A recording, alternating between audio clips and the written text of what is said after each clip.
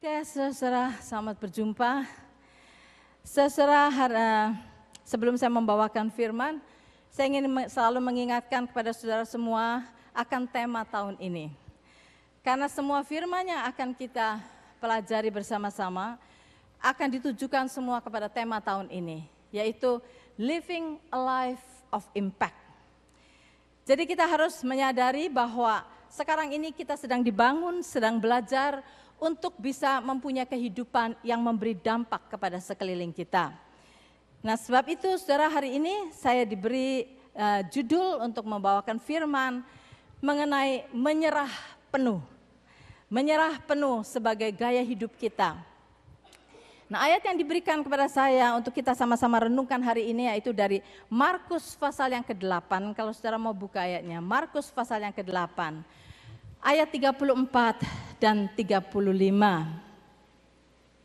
Markus pasal 8 ayat 34-35 yang berbunyi demikian. Lalu Yesus memanggil orang banyak dan murid-muridnya dan berkata kepada mereka, setiap orang yang mau mengikut aku, ia harus menyangkal dirinya, memikul salibnya dan mengikut aku.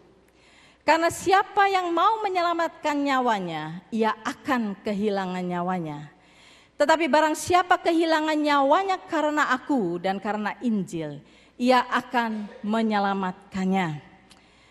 Saudara, ayat ini kalau saudara-saudara mau pelajari sampai mendalam, ini akan memakan waktu panjang. Sebab itu hari ini mungkin saya hanya bisa mengupas sendiri dari ayat yang ke-34. Saudara-saudara, dikatakan setiap orang yang mau mengikut aku, ia harus menyangkal dirinya, memikul salibnya dan mengikut aku.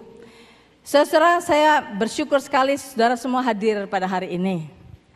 Saya nggak tahu berapa dari saudara yang membaca devotional yang saya tulis, yang harus saudara baca dari Senin yang lalu sampai hari Minggu ini. Pada waktu saudara membaca itu, saudara bisa lihat dari tulisan-tulisan itu mengenai kebanyakan berbicara mengenai penderitaan, menderita, menyangkal diri, memikul salib. Dan kalau saudara sudah baca itu dan saudara ada di sini, pasti saudara benar-benar ingin belajar. Tapi mungkin sebagian dari saudara nggak baca itu, jadi saudara nggak tahu apa yang akan didapat hari ini. Tapi saudara-saudara, kalau kita mau jujur kepada diri kita, seringkali kita datang untuk mendengarkan firman Tuhan. Kita ingin mengetahui bagaimana caranya kita diberkati. Bagaimana caranya supaya kita bisa mendapat kesembuhan. Kita ingin belajar bagaimana berkat-berkat Tuhan, seberapa besar berkat Tuhan untuk kita. Hal itu adalah hal yang indah. Dan kita ingin bagaimana kita dibangun. Tapi saudara, kalau kita mau mendengarkan firman mengenai menyangkal diri, mengenai memikul salib. Mungkin banyak orang yang berkata, alah bukan saya dah itu. Soal memikul salib, menyangkal diri itu bukan saya. Tapi saudara-saudara semua ada di sini. Saya hormati kedatangan saudara semua dan kita akan belajar. Saudara-saudara, bacaan kita diambil dari Markus. Mari kita melihat dahulu Markus, saudara. Saudara lihat Markus. Markus bukan salah satu muridnya Yesus. Markus, saudara, adalah seorang percaya. Dia orang percaya kepada Yesus Kristus dan seorang yang ingin melayani Tuhan. Dia ingin melayani Tuhan seperti saudara semua. Orang yang percaya kepada Tuhan Yesus dan yang ingin melayani Tuhan. Markus juga seperti itu. Kalau saudara ingat pada waktu Petrus di penjara, Yakobus baru dibunuh, Petrus di penjara. Kemudian malaikat Allah menyelamatkan, mengeluarkan Petrus dari penjara. Setelah itu Petrus baru sadar bahwa benar-benar dia ditolong oleh malaikat setelah dia ada di luar penjara. Dan kemudian dia bilang, oh ternyata ini benar-benar, ini bukan mimpi, ini benar-benar saya diselamatkan. Kemudian dia berjalan menuju ke satu rumah. Di rumah di mana orang-orang berkumpul dan berdoa. Saudara tahu itu rumah siapa? Itu rumah Markus. Itu rumahnya Markus. Saudara bisa baca di dalam Kisah Para Rasul 12 ayat 12. Itu rumahnya Markus. Markus itu adalah namanya Yohanes Markus, John Mark. Nah, pada waktu Paulus dan Barnabas dipimpin oleh Roh Kudus untuk melayani ke satu kota, pergi ke satu kota untuk melayani di sana. Markus ini ikut, karena dia ingin melayani, Markus ikut. Mau melayani bersama-sama dengan Paulus dan Barnabas.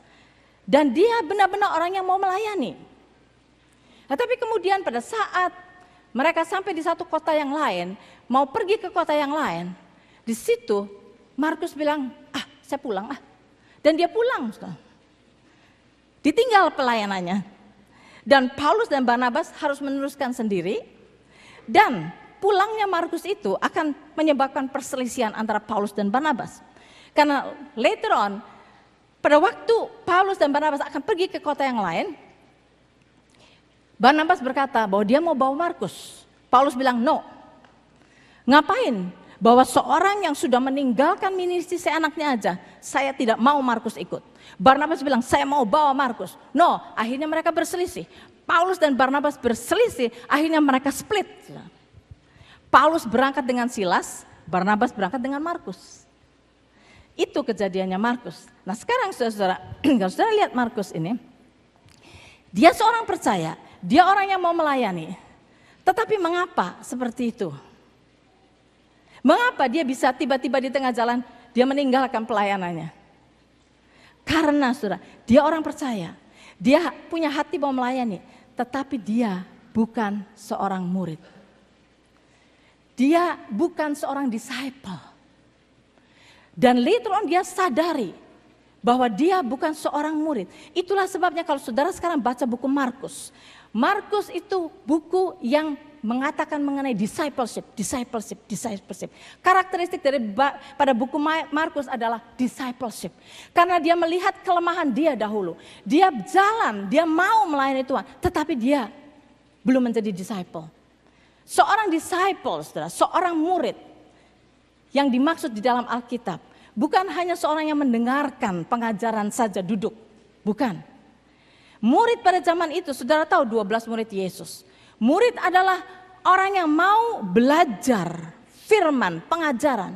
Tetapi yang terus hidup dengan gurunya, berjalan dengan gurunya. Murid-murid Yesus yang 12, kemanapun Yesus pergi, mereka berjalan. Apapun yang Yesus khotbahkan, mereka dengarkan. Kemudian mereka berjalan bersama dengan Yesus. Mereka mempraktekkan. Ya, mereka committed. Seorang disciple adalah orang yang committed, mempunyai komitmen kepada apa yang dia percaya ini dari Tuhan. Itulah disciple. Nah sekarang, karena Markus mengalami itu, dia waktu itu bisa meninggalkan pelayanannya seenaknya saja, karena dia tidak mempunyai komitmen. Nah hari ini saudara, yang kita akan belajar yaitu menyerah penuh berarti kita mempunyai komitmen kepada Tuhan. Nah kalau saudara perhatikan di sini, lalu Yesus memanggil orang banyak, ayat 34, Markus menuliskan ini. Dan orang banyak dan murid-muridnya dan berkata kepada mereka, setiap orang yang mau mengikut aku, ia harus menyangkali dirinya dan memikul salibnya dan mengikut aku. Saudara kita lihat, apa itu menyangkal diri? Menyangkal diri itu apa? Mungkin kita mempunyai banyak ide mengenai penyangkalan diri. Apakah menyangkal diri itu berarti kita harus mengosongkan diri kita, menganggap diri kita is nobody. Dan kita merasa, oke, saya bukan apa-apa. Itu artinya menyangkal diri? No, bukan itu. Apakah menyangkal diri itu artinya saya ya nurut aja dah. Apa yang pimpinan katakan saya nurut. Apa yang pimpinan katakan saya nurut. Apakah itu namanya menyangkal diri? Bukan. Apakah menyangkal diri berarti, oke, saya punya uang banyak. Saya bisa keliling dunia, saya bisa berjalan kemana-mana, tetapi saya mau menyangkali diri saya. Saya tidak akan pergi kemana-mana. Walaupun saya mampu pergi kemana-mana, walaupun saya mampu pergi cruise, tapi saya tidak akan kemana-mana. Walaupun saya punya uang untuk beli makanan yang banyak, yang enak, tapi saya mau menyangkali diri, saya tidak membeli itu semua. Apakah itu menyangkali diri? Bukan. Apa itu menyangkali diri, saudara? Mari kita lihat dari firman-Nya. Kita akan melihat, saudara, kalau saudara lihat dari ayat 34 ke sini, sebelumnya Dari ayat yang ke-27 saya nggak usah dibaca, tapi sudah tahu kejadiannya. Dari mulai ayat 27, di situ Tuhan Yesus sedang bersama dengan murid-muridnya, dan Tuhan Yesus bertanya kepada murid-muridnya, menurut kata orang, kata Yesus, siapa aku ini? Yang jawab nomor satu kita tahu, Petrus. Petrus bilang, oh ada yang berkata kamu ini, bukan Petrus, yang lain-lain semua jawab. Oh ada yang bilang engkau Elia, ada yang menjawab kamu Yohanes Pembaptis dan semuanya. Oke, kemudian Yesus bertanya, menurut kamu siapa aku? Nah di sini Petrus jawab, menurut kamu siapakah aku? Petrus langsung menjawab, engkau adalah Mesias. Di dalam Markus dikatakan, engkau adalah Mesias. Kalau di Matius saudara baca, you are the Christ, the Son of the living God, kata Petrus. Dan Tuhan Yesus berkata, itu bukan daripadamu. Engkau mendapat revelation daripada Bapa. Pada saat itu Petrus mendapat revelation dari Bapa di surga bahwa Yesus adalah Mesias. Sebab itu dia katakan, setelah itu baru jalan sebentar. Yesus berkata, anak manusia akan menderita. Anak manusia akan ditangkap, akan dibunuh, akan disalibkan, dan akan mati. Kemudian Petrus berkata, di Markus tidak dikatakan. Dikatakan di dalam Markus, Petrus rebuke Yesus. Di dalam Matius sudah lebih jelas. Kalau sudah membaca Matius 16, dia berkata, itu tidak akan terjadi Tuhan. Dijauhkanlah itu daripadamu. Itu tidak akan terjadi dalam dirimu. Pada saat Petrus berkata begitu, Yesus berkata, enyahlah engkau iblis. Sudah lihat di dalam ayat 33 di sini. Enyahlah iblis, kata Yesus. Sebab engkau bukan memikirkan apa yang dipikirkan Allah, melainkan apa yang dipikirkan manusia. Baru Petrus mendapat revelation dari Bapa di surga. You are the Christ, the Son of the living God. Sebentar lagi dia berkata dengan revelation yang dari iblis. Nah kalau kita melihat di sini, setelah Yesus rebuke Petrus, berkata, enyahlah iblis sebab engkau, kata Yesus, bukan memikirkan apa yang dipikirkan Allah, melainkan apa yang dipikirkan manusia. Setelah Yesus berkata begitu, kemudian Yesus berkata, setiap orang di ayat 34 yang mau mengikut aku, ia harus menyangkal dirinya, memikul salibnya dan mengikut aku. Saudara, dari sini kita lihat, Tuhan Yesus berkata, kamu Petrus hanya memikirkan apa yang dipikirkan oleh manusia. Kamu tidak memikirkan apa yang dipikirkan Allah. Kalau engkau mau benar-benar mengikut aku, engkau harus menyangkal dirimu. Saudara, menyangkal diri itu adalah mengambil pilihan antara hidup di dalam pemikiran manusia kita atau hidup di dalam pemikiran Allah. Tuhan berkata, sebab engkau Petrus bukan memikirkan apa yang dipikirkan Allah, melainkan apa yang dipikirkan manusia. So dalam hidup kita mempunyai banyak keinginan. Dan semua keinginan manusia kebanyakan self-center. Untuk aku, untuk aku, untuk aku. Dan Tuhan berkata, kita harus menyangkali diri kita. Menyangkali diri kita adalah begini. Kita punya keinginan. Kita punya rencana untuk hidup kita. Tetapi Tuhan juga mempunyai rencana untuk hidup kita. Nah, menyangkali diri adalah kalau apa yang kita inginkan, apa yang kita pikirkan untuk diri kita ini tidak sesuai dengan apa yang Tuhan pikirkan, kita buang apa yang kita pikirkan itu untuk mengikut Tuhan. Untuk melakukan apa yang Tuhan katakan. Itu adalah menyangkal diri. Itu adalah menyangkal diri. Saudara, Tuhan Yesus bukan hanya berkata dan memerintahkan kita untuk menyangkal diri saja, tetapi dia melakukannya. Dia mempraktekkan, dia menyangkali dirinya, saudara. Bayangkan saudara, dia adalah Allah yang maha kuasa, yang menciptakan langit dan bumi, yang begini besarnya, seluruh jagat ini diciptakan oleh dia, oleh Yesus. Tapi kemudian Bapa berkata, engkau turun menjadi manusia. Mungkin Yesus bisa berkata, oke, kalau saya turun di dalam kemuliaan saya, turun sebagai raja, fine. Tetapi saudara bayangin, Yesus harus turun ke dalam dunia, dia harus masuk ke dalam kandungan seorang wanita. Saudara bisa bayangkan? Yang menciptakan langit dan bumi dan segala isinya, dia harus masuk ke dalam satu tempat yang sangat-sangat sempit di dalam kandungan seorang wanita. Dan di situ saudara, dia bukan hanya tinggal 1 hari, bukan hanya tinggal 1 minggu. Dia harus tinggal 9 bulan lamanya di dalam kandungan seorang wanita. Saya bisa bayangkan, Yesus tahu itu yang harus dia lakukan. Dia bisa berkata, no, saya mau turun, saya mau ini. Tapi masa sih harus masuk ke dalam kandungan? Dia tahu dia harus lahir di kandang.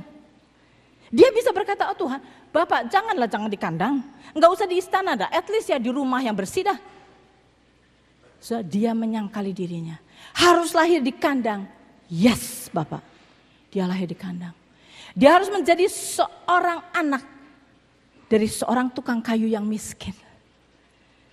Dia bisa berkata, janganlah Bapak, tapi dia menyangkali dirinya.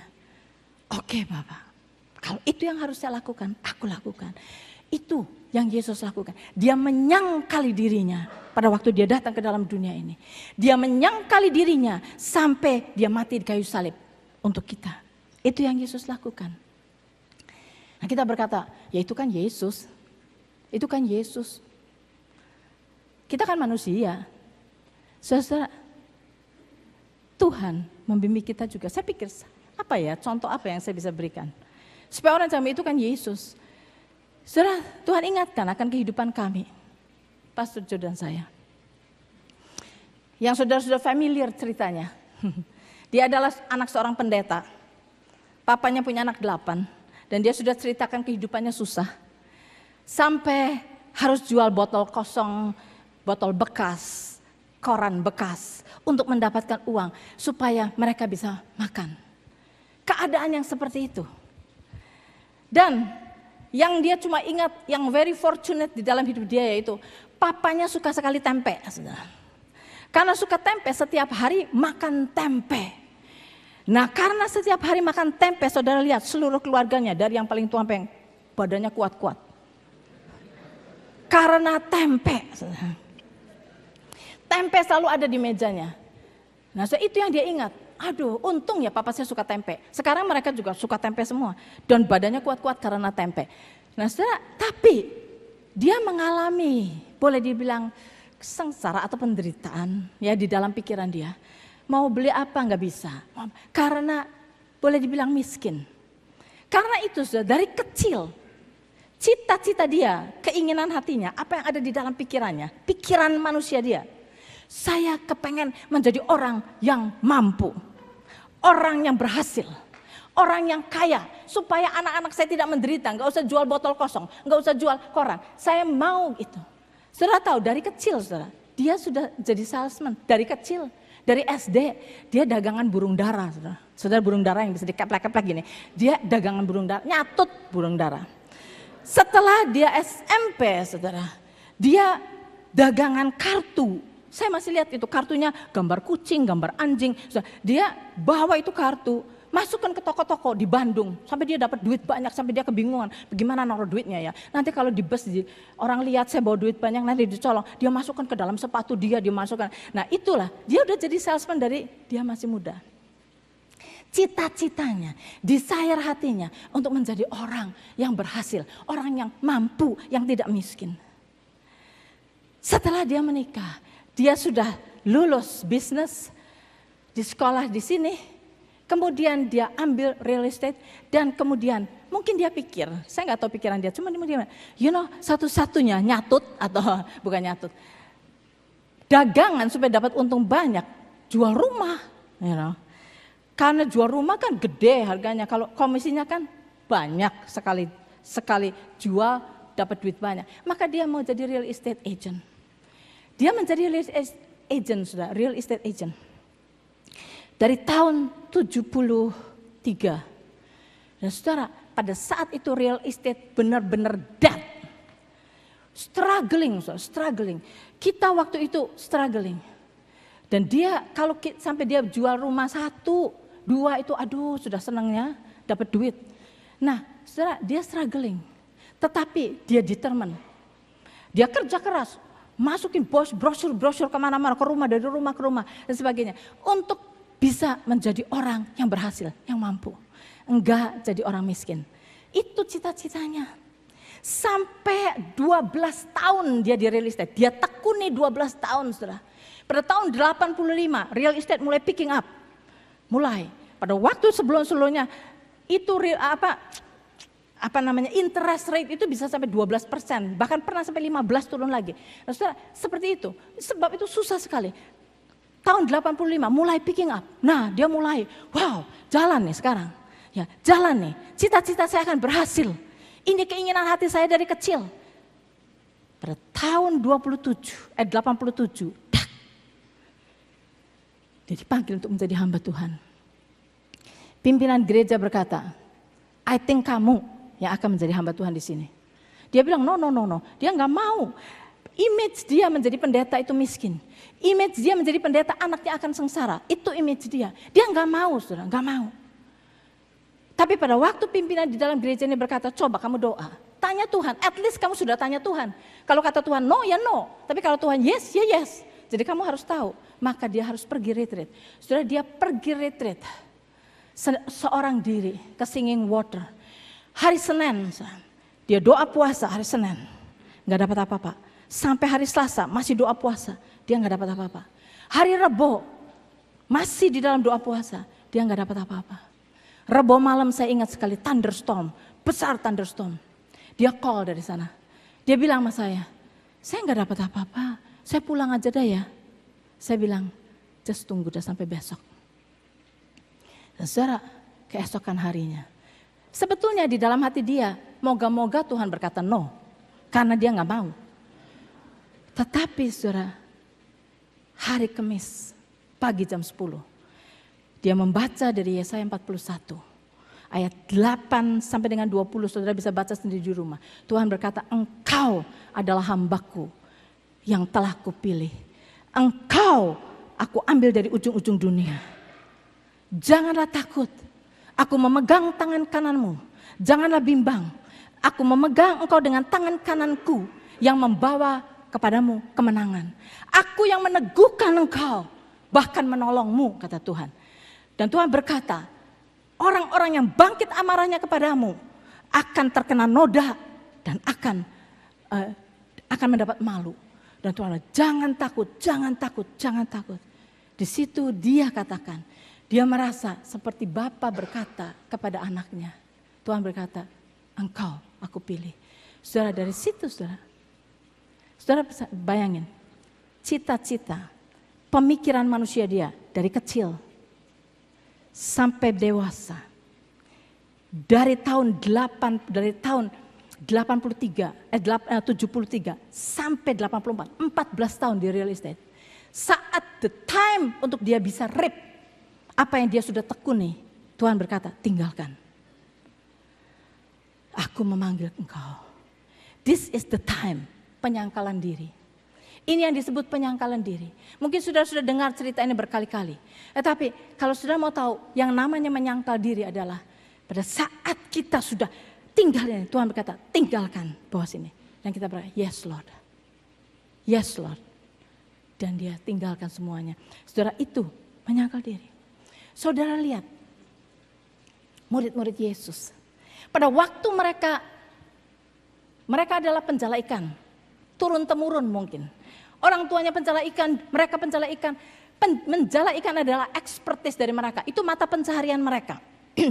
Mereka menjala ikan, pada saat mereka menjala ikan satu hari dan gak dapat ikan, Tuhan Yesus datang. Tuhan Yesus berkata, tebarkan jalamu ke sana. Pada waktu mereka menebarkan jalannya ke arah yang Tuhan katakan, mereka mendapat ikan yang luar biasa banyaknya. Wow. Nah saudara duduk di dalam posisi mereka. Sebagai penjala ikan, this is business mereka. Bisnis mereka. Tuhan datang memberkati bisnis mereka. Rezeki nomplok mereka angkat. Wow, ikan begitu banyaknya. Tuhan confirming my business. Ini adalah bisnis saya. Tuhan dari mulai sekarang pasti akan memberkati bisnis saya. Tetapi pada saat itu Tuhan berkata, ikutlah aku. Saudara, murid Yesus itu tinggalkan semuanya dan mengikut Yesus. Itulah menyangkal diri. Itulah menyangkal diri, saudara. Kalau kita mau tahu apa itu menyangkal diri, bukannya tidak menggunakan uang kita, nggak usah jalan-jalan kemana-mana walaupun saya punya uang. No, saudara, ini semua jagat, ini semua yang Tuhan ciptakan untuk kita nikmati. Tetapi kalau seumpama kita sudah menikmati seluruh dunia, sedang mau pergi lagi, Tuhan berkata, berikanlah ini kepada si Anu. Nah itu, disitulah baru pada saat kita punya rencana untuk ini, tapi Tuhan berkata, no, saya mau itu, berikan ke sana. Apakah kita bisa menyangkal diri kita? Apakah kita bisa berkata, yes Lord, here, that is menyangkal diri. Saudara, Tuhan berkata, barang siapa mau mengikut aku, kau harus menyangkali dirinya. Dan Tuhan berkata, memikul salib. Apa itu memikul salib? Memikul salib, saudara. Apakah memikul salib kalau suami kita atau istri kita atau anak kita atau apa terkena penyakit yang dahsyat sampai kita, aduh, ya dia kena cancer atau dia kena apa, itulah salib saya. Is that salib? Bukan. Kalau saudara mempunyai anak mulai teenager, mulai kurang ajar, melakukan hal-hal yang tidak karuan sampai mempermalukan saudara, saudara ajari, saudara ini kan, saudara marah, saudara, anak itu nggak berubah-berubah. Saudara berkata, ya itu salib saya. Apakah itu salib? Bukan. Itu bukan salib. Aduh, kita baru di layoff kerjaan loh. Sekarang ini, aduh kurang, kita lagi kekurangan. Kita sedang kekurangan. Apakah itu salib? Bukan, itu bukan salib, saudara. Memikul salib adalah pada saat tadi, saudara, kita sudah menyangkali diri kita, melakukan apa yang Tuhan katakan kita harus lakukan. Yes Lord, oke, jadi saya suruh apa Tuhan? Saya suruh jadi hamba Tuhan, oke, I'll do it dengan segenap hati saya, dengan pengorbanan saya, dengan apa. Pada saat kita melakukan semua yang Tuhan suruh kita lakukan, ketaatan kita kepada Tuhan, kita dihajar, kita dihianati people, kita dicaci maki, kita dianiaya, kita difitnah. That is salib. Itu baru salib. Di dalam ketaatan kita melakukan kehendak Tuhan dengan segenap hati kita, dan kita dianiaya, kita disalahkan, itu adalah salib. Nah Tuhan berkata, kalau kau mau ikut aku, be ready untuk melakukan dua hal ini. Ready untuk menyangkali dirimu. Apa yang kamu inginkan Tuhan katakan, ini yang Tuhan inginkan. Kita bilang, oke Lord, saya mau melakukan yang Tuhan inginkan. Menyangkali diri. Nah pada saat kita ada di dalam rencana Tuhan yang sempurna, melakukan dengan segenap hati kita, kita dianiaya. Kita difitnah. Kita dituduh. Dikritisize dan sebagainya. That is salib. Nah saudara, be ready untuk itu. Banyak orang Kristen saudara, sampai kepada Markus yang dulu. Saya diet, saya mau melayani Tuhan, mau. Pada saat kita melayani Tuhan, sudah korban waktu, korban tenaga, korban duit, korban. Gak ada orang yang recognize tuh. Gak ada orang yang appreciate. Kita bilang, aduh, ngapain ya saya lakukan semuanya, gak ada yang appreciate tuh. Forget it, dari mulai sekarang saya gak mau lagi. Saudara, appreciation is gak perlu kita harap-harapkan saudara. Malahan kalau kita mendapat aniaya, Tuhan berkata be ready untuk itu. Jangan kita give up hanya karena kita tidak di-appreciate. Jangan kita give up hanya karena kita dicela. Jangan kita give up hanya karena kita disalahkan, dikritisize. Banyak orang Kristen yang hanya baru dikritik, baru dikatakan salah sedikit aja, langsung give up. Udah, that's it. Saya nggak mau lagi. Sudah kerja keras disalahkan lagi, forget it. Saudara, jauh daripada apa yang Tuhan katakan. Kita mau mempunyai kehidupan yang memberi dampak. Dan Tuhan katakan, sangkali dirimu, pikul salib. Kalau benar-benar engkau mau menjadi muridku, kalau benar-benar engkau mau committed kepada hidupku, itu yang engkau harus lakukan. Nah sekarang yang menjadi pertanyaan adalah, bagaimana Tuhan? How? Bagaimana kita bisa sampai ke situ? Bagaimana kita bisa sampai mempunyai kehidupan yang bisa menyangkal diri? Bagaimana kita bisa mempunyai kehidupan yang bisa berani memikul salib? Bagaimana Tuhan caranya? Nah, saudara, karena kita nggak bisa sebagai jemaat cuma diperintah, sangkali dirimu, pikul salib, oke? How? Ajari saya bagaimana caranya. Saudara, mari kita lihat dari Filipi. Filipi pasal yang ketiga. Saudara buka ke Filipi 3 saja dulu. Nah saudara, saya mau ceritakan kejadian ini. Saudara tahu semuanya, cuma saya ulangi saja bagi saudara yang mungkin nggak tahu. Saudara tahu kehidupan Paulus. Paulus saudara, dulu adalah seorang yang sungguh-sungguh dengan segenap hatinya mau mempelajari agama Yahudi, mau tahu semua hukum Taurat, mau tahu semua Torah, mau tahu semuanya. Dan dia boleh dibilang mempunyai kedudukan, kalau sekarang ini orang yang punya kedudukan yang sangat tinggi. Dia anggota Sanhedrin, dia adalah orang Farisi. Orang Farisi adalah orang yang dihormati karena pengetahuannya yang luar biasa. Dan dia mengetahui semua itu, dia pelajari mati-matian karena dia mau taat kepada Tuhan. Dia mau taat kepada Tuhan. Dan dia lakukan segala apa yang dia tahu ini buat Tuhan, dia lakukan semuanya.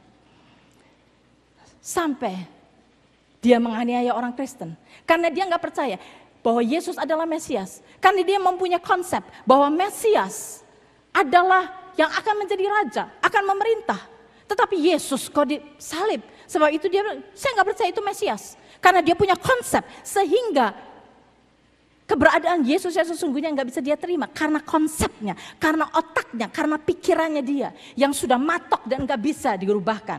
Dan saudara, akhirnya kita tahu pada saat dia berjalan di dalam jalan Damaskus, di situ Yesus menampakkan dirinya.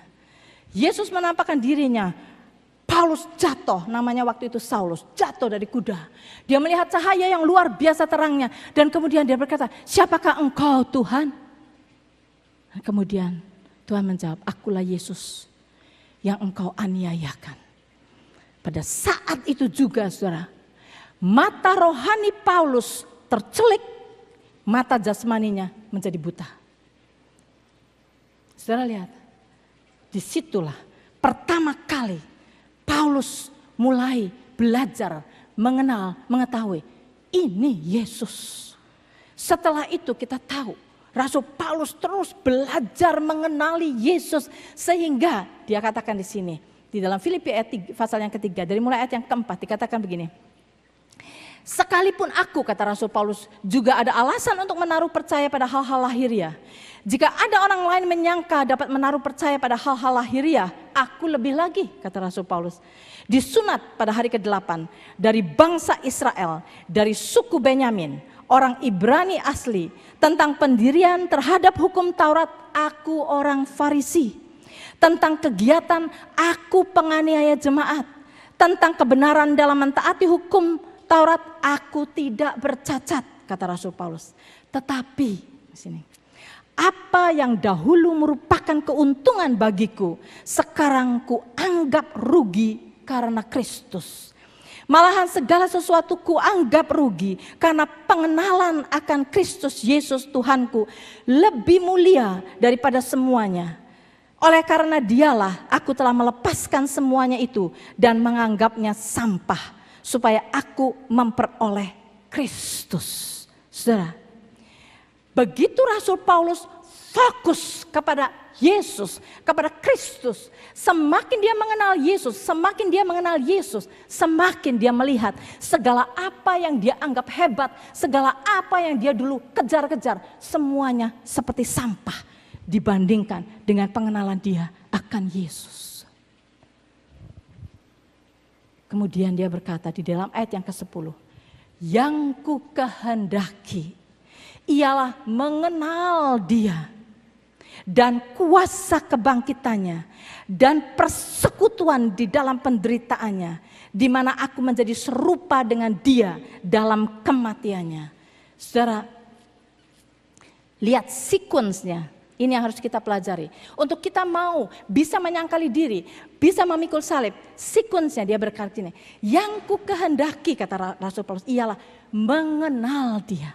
Nomor satu, saudara, kalau kita benar-benar mau menjadi pengikut Kristus, kita benar-benar mau memberikan dampak kepada sekeliling kita, melakukan kehendak Tuhan, nomor satu, kenali dia.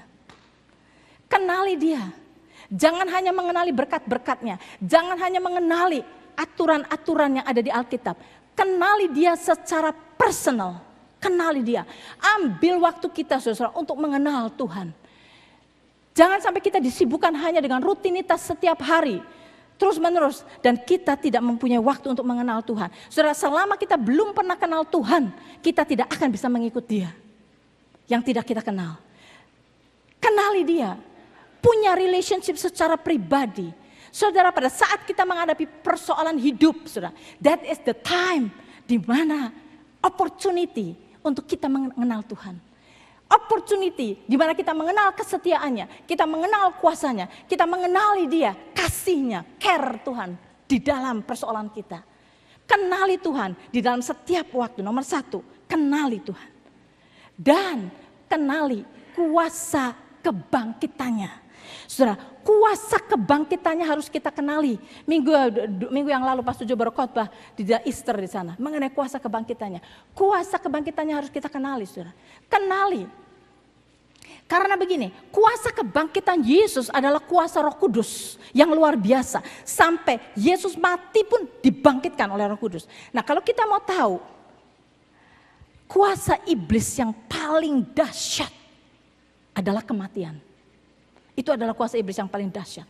Kematian. Roh Kudus punya kuasa yang lebih lagi. Kematian itu bisa dibangkitkan, saudara, oleh kuasa Roh Kudus. Sehingga kalau kita mengenali kuasa Roh Kudus, bahwa kuasa Roh Kudus lebih besar daripada segala kuasa yang ada di dalam dunia ini. Tidak ada yang bisa mengalahkan kita kalau kita bersama dengan Roh Kudus. Dan Roh Kudus ada di dalam diri kita. Sebab itu kita harus mengenal kuasa kebangkitannya. Jangan cuma tahu secara knowledge, tetapi kenali kuasa kebangkitannya. Kenali, experiencing kuasa kebangkitan Tuhan Yesus dalam hidup kita. Dan kalau kita mengenal dia, kita mengenal kuasa Tuhan yang luar biasa, maka kita bisa mengambil bagian di dalam penderitaannya. Penderitaan Yesus apa? Memikul salib. Kita bisa memikul salib. Memikul salib bukan sesuatu yang susah. Walaupun itu susah. Tetapi dengan modal pengenalan kita akan Tuhan. Dengan modal pengenalan kita akan kuasa kebangkitan Tuhan Yesus. Maka kita akan bisa maju. Menghadapi penderitaan. Pada saat kami menderita, saudara. Pada saat kami difitnah. Pada saat kami menghadapi hal-hal yang seperti itu, saudara, kata-kata yang diucapkan, saudara, itu tersebar, kata-kata yang diucapkan, fitnah kepada hidup kami, disebarkan sampai ke Indonesia, sampai ke Vancouver, sampai kemana-mana, sampai di Michigan pun, ada orang dengar. Kata-kata fitnah diucapkan kemana-mana. Dan saudara, pada saat kami menghadapi itu semua, doa saya kepada Tuhan, berkata begini, Tuhan, terima kasih atas privilege yang Kau berikan kepada kami untuk kami mengambil bagian di dalam kesengsaraan-Mu. It is a privilege, saudara. Kita di-trust sama Tuhan untuk boleh mengambil bagian di dalam kesengsaraan Tuhan. Tuhan bilang tidak perlu bela diri, tidak perlu. Tuhan tahu semuanya.